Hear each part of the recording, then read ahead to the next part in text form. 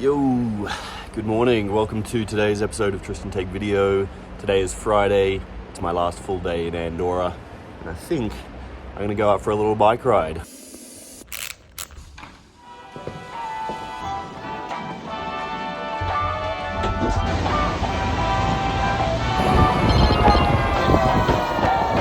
Good morning.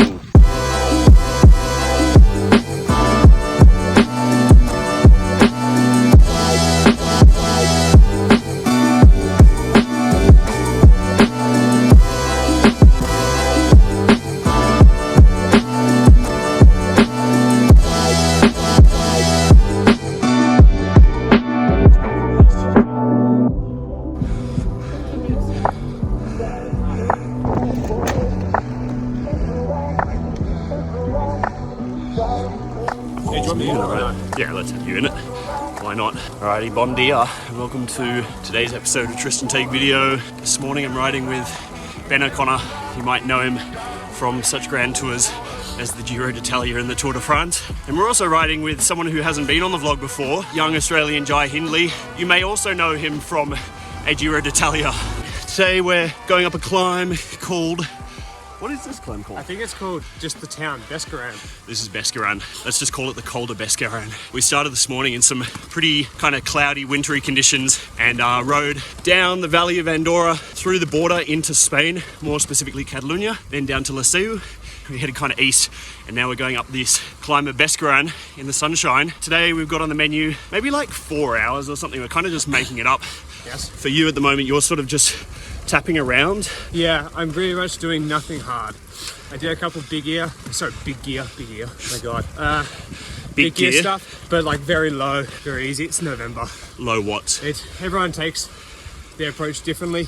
Guys smashing out efforts. I'm just cruising around, so it depends always on what goals you have later in the year. But since it's November, it was my birthday yesterday. A little bit of wine. We had a little lunch for Ben, and then we had a few drinks last night, and a couple of whiskeys. Yeah. So it's nice to relax. Digestive. Very early season roll today. Might end up with 4 hours, a little bit more. So let's crack on with this early season riding, enjoying the views and the sunshine.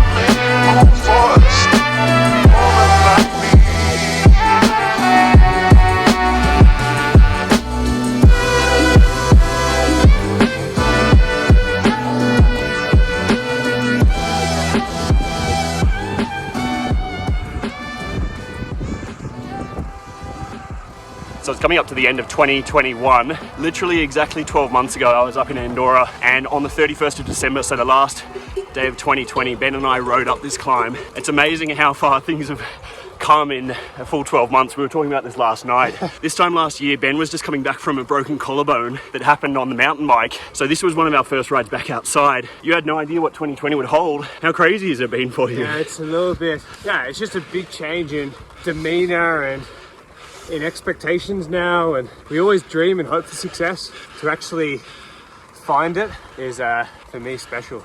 And I think it's always nice when you remember these climbs, or this is actually one of our first days back, so it always feels special going up here, even if this moment the climb is too steep. It's not easy for Tristan to vlog when it's 10-12%. My arm gets a little bit sore. But yeah, some good memories on this climb. So obviously a lot changed over the course of this year. You went from broken collarbone through training, really good early part of the year, improving up to the tour. Tell us, so you did the tour. We did the sort of post-tour debrief catch-up vlog, which I'll put a link to up the top there. And then you had some time off, you got back to training, and then you had the Italian races. Talk me through the second half of 2020 for you post-tour, just in terms of training, how you're feeling, the exhaustion the first part of the season took out of you. Well, I was completely exhausted, to be fair. I tried my best. My first race back was Deutschland Tour, which was brutal and terrible. How long after the, sorry to interrupt, how long after the tour was that? I think it was 4 weeks or 5 weeks after the Deutschland Tour. Okay. But it's just like apocalyptic conditions and rain and not so much fun.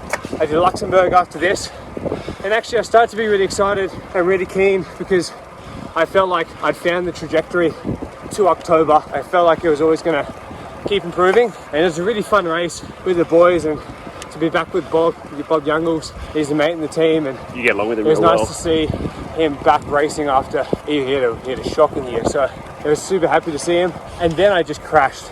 I didn't actually crash. Didn't physically But crash. like, actually my muscles just were done. I couldn't adapt. I couldn't take in any of the work, any of the training. And I was trying to do as what Lombardia and stuff is, quite short, climby kind of stuff, like that 10 to 20 minutes, closer to well above threshold. I didn't need to do any steady long climbs, but I would just do one effort and then be a block, and that would be me for the day. So you'd sort of reach your physical peak. Yeah. You couldn't take on any more training load. No, it depends how you set up the season, and I'd set up the season to be good. Your season was very front heavy, Dauphiné. Well, there was no Romandy. break because everything just kept on getting better. So there was almost no need to take a long break. It didn't need to plan past the tour because it was all full steam ahead and it was working well. So I think it'd be something for next year if I have to make some good things in September, October. Then you have to plan your season differently.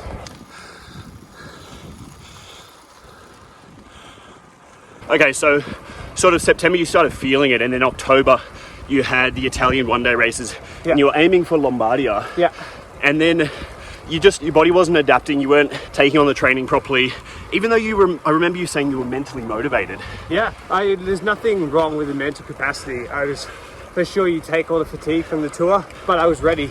Yeah. But I couldn't respond, so it's almost a bit sad. It's not like a downer on the season because the season was above whatever I would actually ever think for when I was planning it.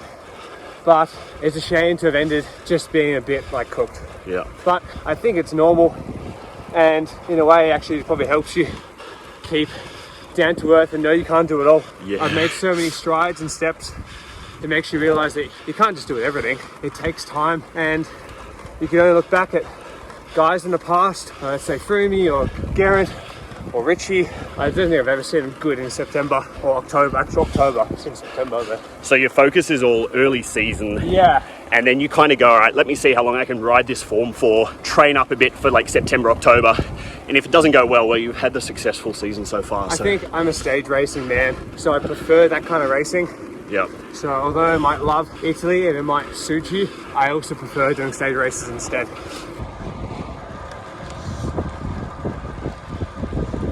Just before we get to the end of this climb, just tell us, Lombardia you didn't end up doing, pulled out, you called it quits for the season, and then you've had some time off. How much time off have you had? I had 5 weeks off. I think it was 5, maybe it was only 4. Obviously took holidays and all sorts, but yeah, kind of been on the bike a little bit earlier maybe than I could have been, but there's no real harm because living here in Andorra, there's often days where it's snowy and super cold like it will be this weekend. So yeah, it gives you other time to get out in the snow on the skis. As long as you're not doing too much on the bike at the moment, I find you can, I guess, tick the boxes and Of your off season. keep the heart kind of pumping, Yeah. while still enjoying the easy part of the year. So it's currently the 26th of November, so you've been back on the bike for like a week? No, I think it's 2 weeks 2 now. weeks? 2 and a bit, so it's actually didn't take too much off. Yeah. But once again, it's just about ticking boxes at the moment. Just having some nice cruisy rolls. With So you. your tactic is a bit of a slow warm up to the season. Yeah, I mean, last year I broke the collarbone, and it was kind of proof to me that taking it a bit slower earlier is actually more beneficial for me. So that's my plan. Not replicate, but enter in the same way Yeah. and have some more rest in the season. Yeah. So I'm not so destroyed in September. Yeah, nice. End of the road.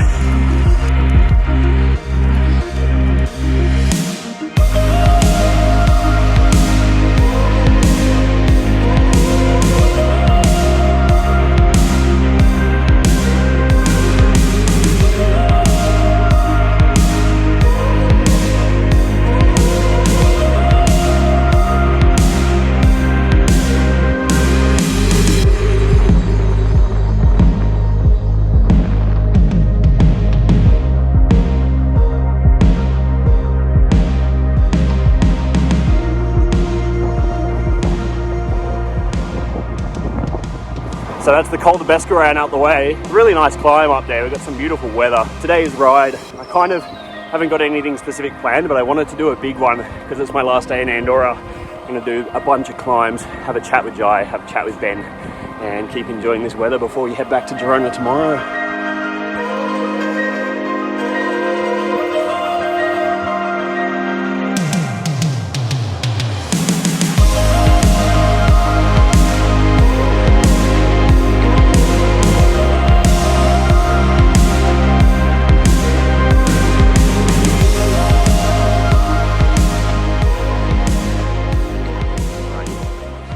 Alrighty, so we rolled through the Valley of Laseu and then back into Andorra, and now we're climbing up Puguera.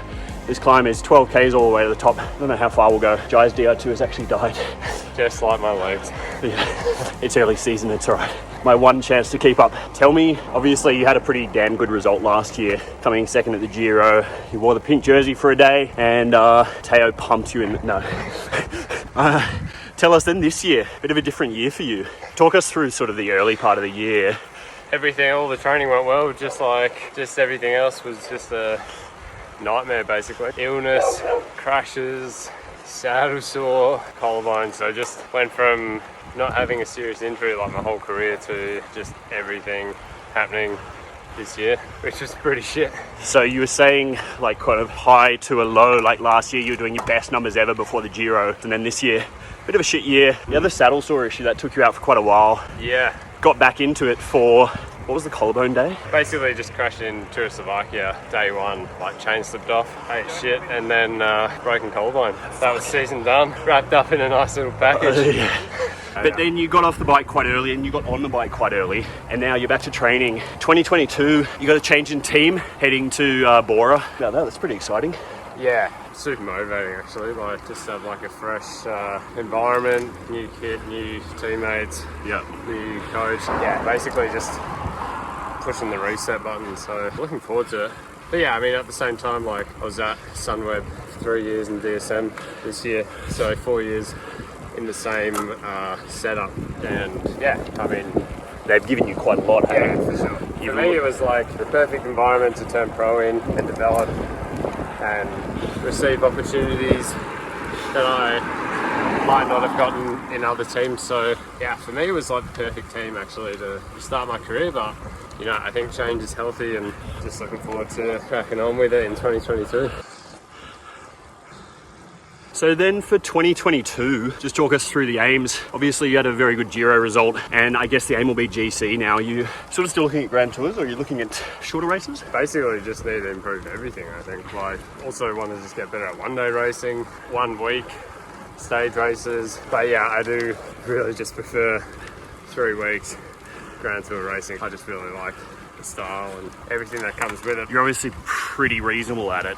You get like Ben, you kind of get good in the 3rd week. Yeah, like every Grand Tour I've done, I've sort of always come good the last week. But in terms of like 2022, it'd be nice to target some big races or whatever, and also win some races. But I think like the biggest goal for me is just to get back to the level, you know, I know I can ride at, sustain that through the year, and you know, with that comes everything else. But yeah, we'll see. It's an interesting one because like bike races often seem to have a really good year, and not a crash, but like a sort of a downer year, because once you've had such a good year, you've performed at such a high level. Yeah. There's physical stress, there's mental stress. Following year, it's like trying to kind of back that up is difficult. Did you feel that this year? You just didn't feel like things clicked, or did you think you just had a bunch of bad luck? Yeah, it was interesting. Like, I mean, I also didn't feel like the team put heaps of pressure on me or anything. They were really good about it all. But when you're on second at the Giro, then you just have higher expectation of yourself, I guess. Realistic or not, you just expect so much of yourself. Try not to like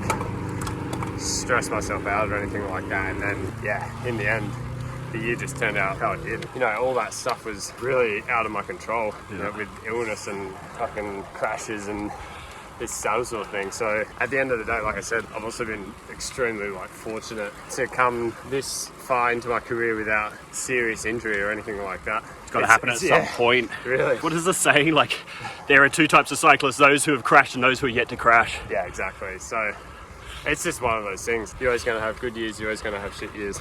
Yeah, it's basically just how you keep trucking that. determines everything. Your future. Oh. Yeah. So next year I'm just super motivated. Like I said, fresh start, fresh team. So Yeah, the level you know you can be at. yeah, man. Sweet.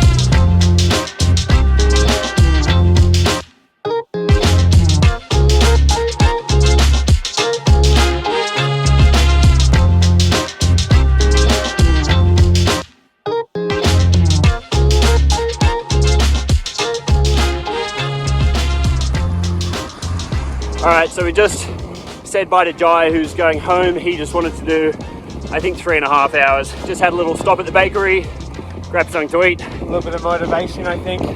Some sugar motivation. Yeah. And now we're heading up the Hindley Valley into a bit of a block headwind. Yeah. The temperature's also rapidly dropping. Yeah, it's now 2. Feels like -2.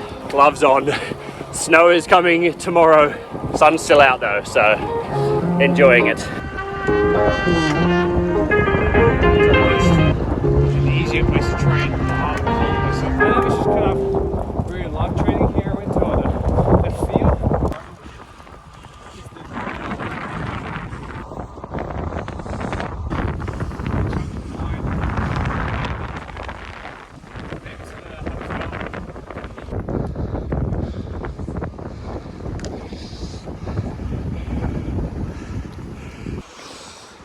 All right, so we're like 4 hours 20 in. We're at El Serrat.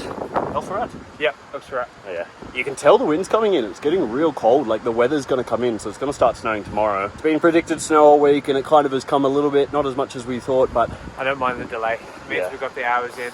got some It's good hours. riding. So this is my last day in Andorra, and then actually Ben and I are going to Barcelona tomorrow, and Ben's flying out Sunday morning to go to Switzerland for the TT testing, and I'm going back to Girona. So just tell me quickly, for 2022, what can we expect from Ben O'Connor? We'll catch up with you before, but just tell us now, give us an early update. What's the plan? I mean, I think it's kind of obligatory to go back to the tour and try and see if I can do the same kind of thing. And the main aim is just to stay aggressive, even though I've kind of stepped up my expectations and obviously the pressure now as well, because you'll have a little bit more of a reason to perform. You'll need to. So yeah, I just want to stay aggressive. Actually, to be fair, we don't know exactly our race program so far, but I assume I'll be doing Paris-Nice. I assume I'll be doing Dauphiné. And I wouldn't mind doing Catalonia because it's close to here, and who knows, maybe we'll finish close to Andorra, and Close to I know me. some of the climbs. So Catalonia, and then maybe Dauphiné, Romandy. yeah, I Tour think de so. France. I'd like to do stuff like Catalonia. I'd like to do Romandy again because I really liked it, and I think I should finish on the podium next time. Ooh, That would big be call, that big would be call. ideal. I mean, I just What were you fifth? yeah, but that's why I'm doing the TT testing, to improve and make sure I can actually finish on the podium rather than losing the podium on the last day. So that'd be ideal, and hopefully do the tour, and hopefully also I can try to do Vuelta, and I'd love to try and win a stage of each Grand Tour. So it could be cool to go to Vuelta and give that a go too. Yeah. But once again, these are all hopes and expectations. The team has all sorts of other plans, and you always make compromises. They also realise things work better after listening to them. Yeah. So sometimes personal ambition has to wait sometimes as well. So those are some big calls. You've heard it here first, Ben O'Connor. But we'll see how the year plays out. For the moment, we've got some more winter training to do. Yeah, plenty more winter training to do. You got some TT testing to do. I've got some vlogging to make. That's probably enough from us from Andorra. We will see you in the next episode of Tristan Take Video very soon. As always, make sure to like and subscribe. Make sure to like this one. If you're already subscribed, thank you very much. And if you're not, and you want to see more, make sure to hit a big whack on the subscribe button there. We're going to roll home, get out of this bloody cold air, and we'll catch you guys soon. See you later. All right, see you.